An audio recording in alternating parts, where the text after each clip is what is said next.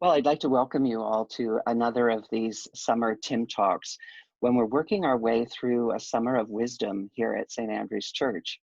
And as part of that, we're not only exploring the books of wisdom of both Ecclesiastes and some into Proverbs as well, but we're also inviting wise people to come in and to have some conversations with us and to share. And this Sunday, we're going to be looking at Ecclesiastes 4, 9 to 12, which is a passage that talks about the value of friendship in our lives. And I think it's especially important at a time like COVID-19 that we think about friendship because, you know, given the number of people who are feeling isolated and lonely, it's something that maybe needs to be practiced in a different sort of way. But we all need friendship. And so to have a chat about friendship today, I've invited Milton Fraser to join us. Milton lives in Arnprior, just outside of Arnprior in Ontario. And he brings a wealth of knowledge when it comes to friendship. Now, I will say right up front that he and I have had a personal friendship for a long time. And so it's just, we were thinking about this before we began this talk, and it's 38 years just in 2 weeks since we started sharing a room together in our first year at Acadia University. And we've been lifelong friends. And even though we may live on opposite ends of the country, we don't get to see each other in person anymore. With this kind of friendship, what I find is that when we do get to connect, we always get to pick up right where we left off because it's that kind of friendship. So welcome, Milton. Thank you, Tim. It's been good to be invited to have a conversation with you today. Well, and as I said, Milton is a really good person to talk to us about friendship because this is something that he's lived in his own life. Milton is an ordained minister in the Presbyterian Church in Canada. He's the minister of Loch Winnow Presbyterian Church, and he's also a friend of L'Arche and has done significant work with L'Arche, where friendship is really, and relationship is I would say at the center of the work that happens and the good healing that happens and wholeness that comes through there. Milton is married to Jeanette, and they have 2 children, Hannah and Kyle.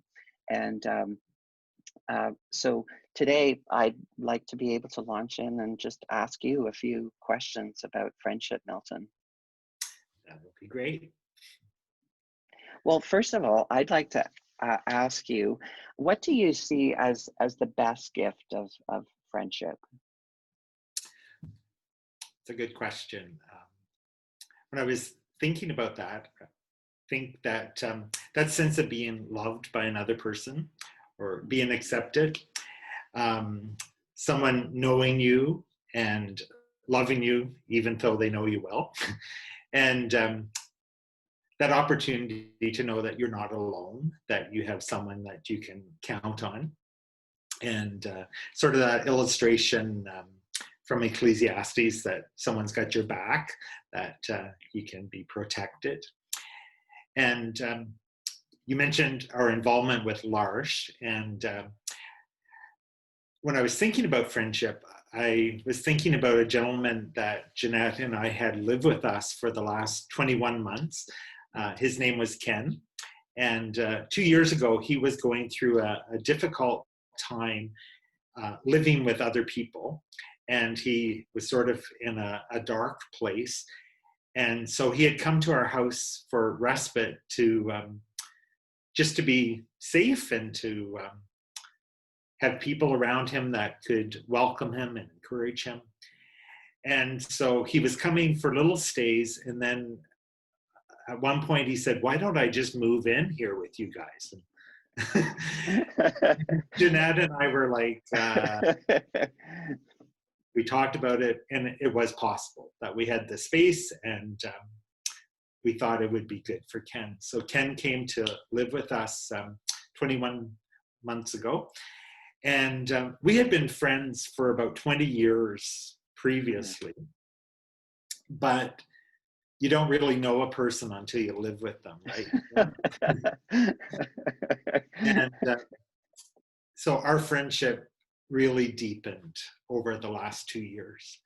And just as Jeanette and I would look at Ken and know if he was having a good day or a bad day, or if he was going down a dark path, we would say, come on, come on back. Ken did the same for us. He could see if we were having a good day or if we were tired or feeling overwhelmed, and he would name that. And in L'Arche, we often talk about mutuality, that the relationships are mutual. Yeah. And in L'Arche, it's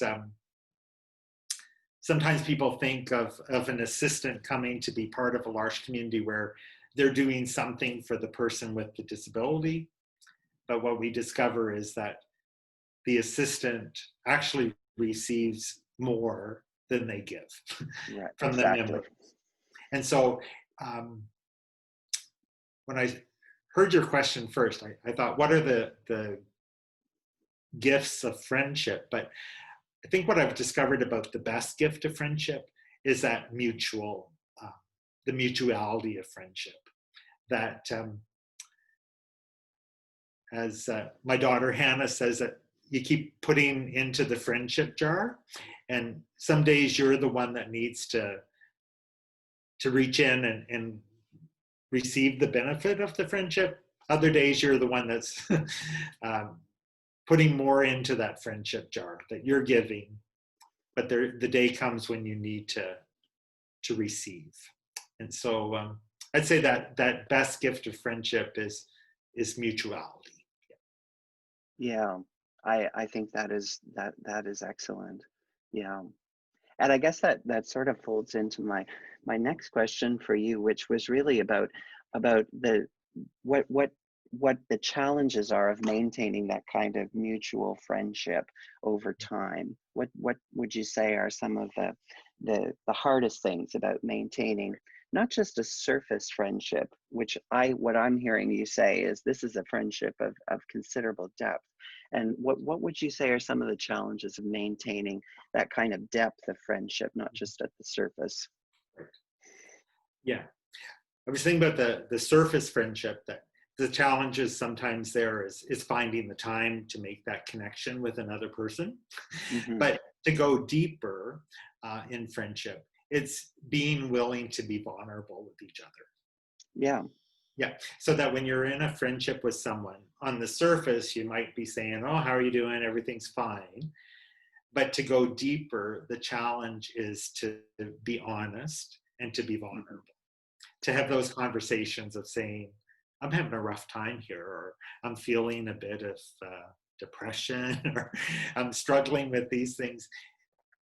To have that friendship go to that level where we can open up and share our heart, to share what's truly going on in our lives, is a challenge. But I think also on the honesty level is to be able to be honest with each other. And I was remembering at a point in our friendship, Tim, that you had, I was living in Thunder Bay and there was something that was bothering you. And you called me up and said, Milton, I want to talk to you about this. And that's a challenge when someone gently expresses honesty to you and says that this hurt me or this troubled me. But I think that's what makes friendships grow deeper, is to be able to be vulnerable with each other. Right. Well, I do remember somebody telling Joyce and I, actually, when we were doing our pre-marriage work, that for every difficulty that you work together on and work through right to the end in a relationship, it's kind of a deposit into your relationship account. But the things that you don't work through, they end up being a debit from the account. And if you have too many of those, then this guy said, then you're in trouble. Right. Yeah. So if you're thinking about like the the busy kind of context that we live in, where people are often so busy and maintain friendships. What do you suggest, maybe especially in this COVID-19 season, of how you might be able to take a step towards deepening a friendship if it's just been at the surface, and you want to take it more into greater depth? And what would you say to somebody? Yeah. Um, I think during COVID, there's been so many blessings in the midst of the hardships that we're living. Um, I've experienced so many blessings from friendships, and some of them have been that intentionality of reaching out and connecting. Hmm. There was a friend that lived on our residence floor at Acadia, and he's someone I hadn't had contact with for 30 years probably. And during COVID, because he had time, he Googled my name and found my email address on the church website and sent me an email saying, "This is probably going to shock you, but he told me who he was." And so it was like that. So we've been corresponding back and forth since then, every now and then with an email. And he's getting older. He's had his hip replaced during this time of COVID. So we've been talking and learning a little bit about each other's family and situations. And it turns out that he has a daughter with a developmental disability. And so Mm. just our connection with Lars, and it's just been really good. But that he took the time to connect, and we entered into dialogue, into conversation. I was thinking during this time, there were a few friends from church that think of one friend who loves to text, and so would often send me messages. And during the winter, we lost a mutual friend to cancer, and I found that he was more comfortable texting me to let me know that he was struggling with some of the things of losing a friend. Um, and during that time in worship, we were looking at Psalm 23 one Sunday, and there was a list of meditation questions to go along with Psalm 23. So I said to the friend, and actually I chose two friends, I said, there's this list of meditation questions on Psalm 23. How about each day I'll text you the question and we'll both respond at some point during the day. So it was material from the whole people of God from years ago, but it was how does God provide for you? How has God led you? What have been the right paths for you to travel? When have you walked through the dark valley? And so every morning I wake up early, so I would send them off a text. This is the question for the day. And at some point during the day, they would respond, or they wouldn't get the next question until they did. So we would correspond, but it brought a different focus to our conversation. Rather than what you do today, or the weather sucks or whatever. But it gave us something deeper to think about. And I learned a lot about these two friends by being willing to have that conversation that was a bit deeper. And that was something else that I wanted to ask you about, was just what you would say are the gifts, the special gifts that come from a spiritual friendship, uh, you know, over Mm-hmm. just a, regular kind of friendship, but one that includes that spiritual dimension. Right. Yeah. No, and I've been blessed in my life with spiritual friends. I was thinking back, one minister we had when I was just a little boy, he was only with our congregation for about a year and a half or 2 years, and he was from Toronto. But in my possession, I have a letter that he wrote to me, typed Mm. it. Um, and for some reason or other, he decided that he wanted to be my friend, and he cherished my friendship and the friendship he had with my parents. And he had dreams and hopes for what my life would be. And so he typed that in a letter from Scarborough and sent it to Garden of Eden, Nova Scotia. And I've carried that with me because he took the time to be intentional to say, you're beloved, you have gifts, and I see good things happening in your life. So I think of him as a spiritual friend, and every now and then when I'm feeling blue, I flip to the binder and look at that letter. I had another spiritual friend, Sister Betty. She was a sister of St. Joseph, and she worked at a house of prayer that's just about 15-minute drive from our home. And over the last 20 years, I would visit that house of prayer and sit with her, and she would be my spiritual director and would listen to me. Mm. And we would watch the Madawaska River flow before our eyes. And she retired last year at the age of 88, Mm. and sadly she died in a tragic accident a Oh. few months after her retirement. But just have that spiritual friend who listens, and we both listened at different points in my journey to maybe where God was calling me.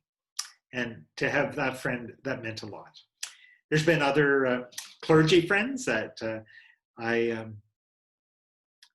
looked to for as mentors and a presence in my life. And I think of one other friend. His name is Joe, and he's about 15 years older than me. But prior to COVID, we were intentional about having lunch together every month or every 5 weeks. He's he has a background with the Catholic Church, and he is just a wise, deep, has lived life fully. And we go for lunch, and I always come away from that lunch feeling, oh, I've just learned so much, or I've been challenged to think about something in a different way, about life or about faith. And in terms of that mutuality, I think, what is Joe getting getting out of this? But he does assure me that our friendship is mutual. And because I emailed him this morning and said, I'm going to be talking to my friend Tim about friendship, and I just want to say thank you for being my friend. And it's just have that where with Joe, I am vulnerable. I do tell him what my struggles are, what my Mm-hmm. hopes are, what my dreams are, and he's just so accepting of that. And he says he will pray for me, and I believe he does. And he's just a true encouragement to me, and just in terms of as we get older, to have someone who's been on that journey already, to say, this is what I've learned, and this is Mm-hmm. where I'm at. And not to say that your journey is going to be the same, but that he's willing to be vulnerable and share that experience with me. I truly appreciate that. Yeah. Yeah. I really appreciate that. Well, first of all, I'd like to say I have no doubt of the mutuality of the friendship, because I know, having you as a friend, that you share so much good and grace and so I have no doubts of how much he receives from that friendship as well, Milton. Um, but I think one of the things that I'm appreciating about what you're telling us about friendship is that it's sometimes really in being friends with people who are quite different from us, that brings a special richness to our lives, you know, whether it's somebody older or whether it's somebody with different abilities than we have, or different background. Um, you know, I think the kind of variety that you're talking about is really very gospel friendship, because sometimes in our world, I think we think I like somebody who sees things like me, and somebody that I can relate to, and we think that that's probably the best kind of friendship. But you're showing us something different here, and I think it's a real vision of gospel friendship. I really appreciate it. Thank you so much.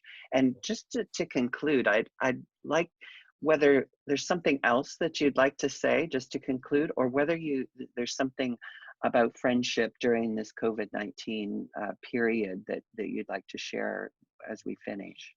Yeah. No, there's one image. I think for me during COVID, I've just been so much more aware of creation and the wonder of our backyard. It's Yeah. been a time to be intentional of observing things more than I have ever done before. I've been up early to enjoy more sunrises than I have in my entire life, and in our backyard, just noticing the birds. But we always put out a hummingbird feeder, and we've never really had very much success in attracting a lot of hummingbirds. And so this year I thought this is going to be the year that we have like dozens of hummingbirds. So we put out the hummingbird feeder, and there's been this solitary hummingbird coming to the feeder. And I've been faithful to clean the hummingbird feeder, to fill it up regularly. And I kept looking at this poor, lonely hummingbird, but yet it was coming and tasting the sweetness of the water that I would put in it. And I was thinking about that hummingbird over the summer, thinking, it's sort of like our relationship with God, that God offers the sweetness of his grace, and we can come and feast of that. And I loved watching that little hummingbird all by himself come regularly. And I thought, some days I feel like that myself in terms of my relationship with God, that I'm enjoying the wonder of God's grace, but some days I feel like I'm alone. And sometimes that's okay in that Mm. solitude with God, right?